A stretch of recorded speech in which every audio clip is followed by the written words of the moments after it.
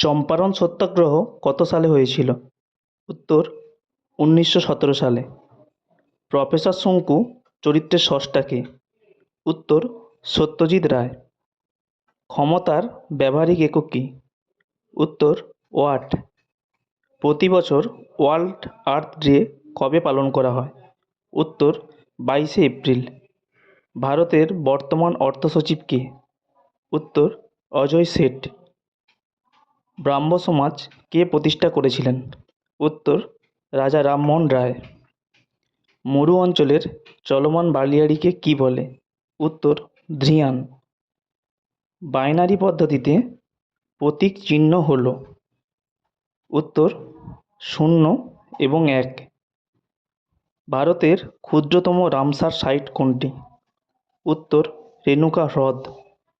লাবণী কোন রাজ্যের লোকনৃত্য? উত্তর মহারাষ্ট্র।